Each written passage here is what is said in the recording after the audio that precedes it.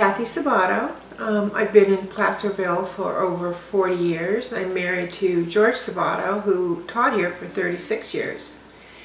He's retired and I'm retired, and we are now enjoying life. And we have 3 daughters, 5 grandchildren, and 2 great-grandchildren, and a dog. My mother was always interested in the occult, and so consequently I was raised with those types of beliefs, metaphysical primarily.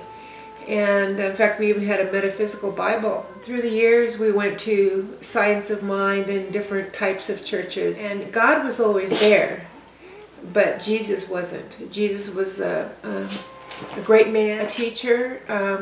In the Bible was a great history book. And that's the way I was always raised. But God was always there.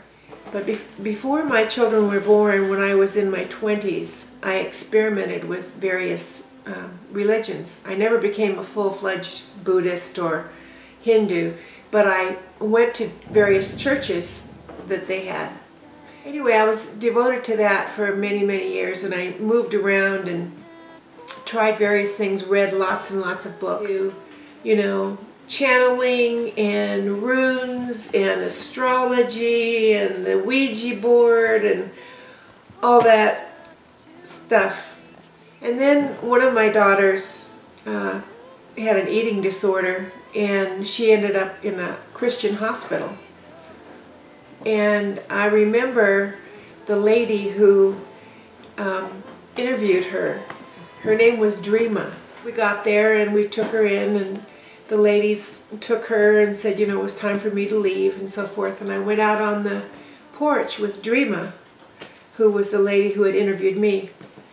And we looked out over the desert, and I said, oh, I just love the energy here.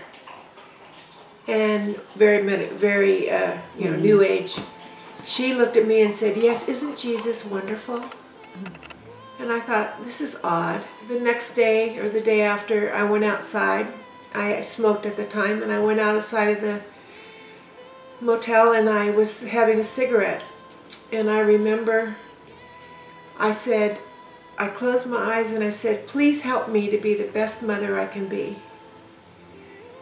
And I turned around and I saw Jesus in full robe, purple robes. And he walked towards me, and I didn't feel his touch. I felt his embrace by having these complete goosebumps. He held me.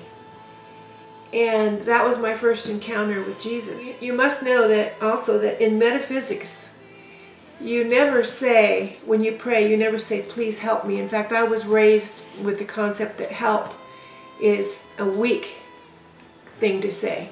You just say, God, I know you're going to do this for me.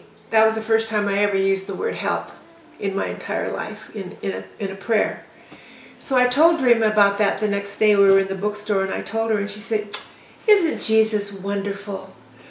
And I thought, this woman is really interesting. And my daughter was there for 2 months, and when she was being released, one of the ways that she could be released, one of the considerations was that she had to go to AA, she had to have a psychiatrist for her medications, a therapist for her therapy, a nutritionist for her nutrition, and a church. So I said to her, okay, I'll go, but you have to promise me, if I start hearing hellfire and damnation being preached from that pulpit, I have permission to leave.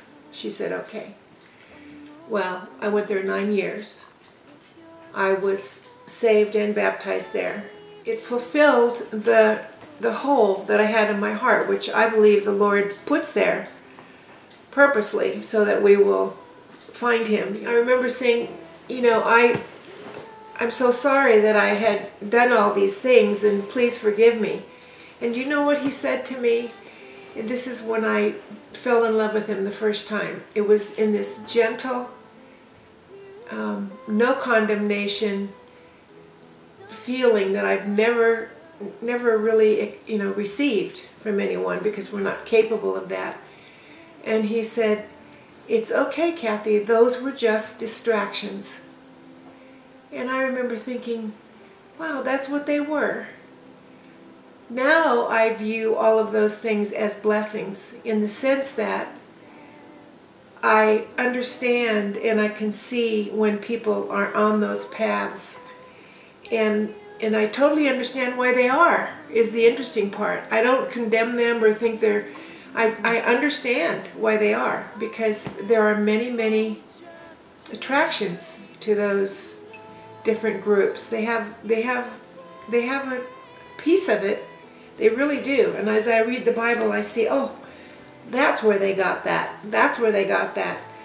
So they have all these pieces, but they don't have Jesus. And they have to have Jesus to bring it all together.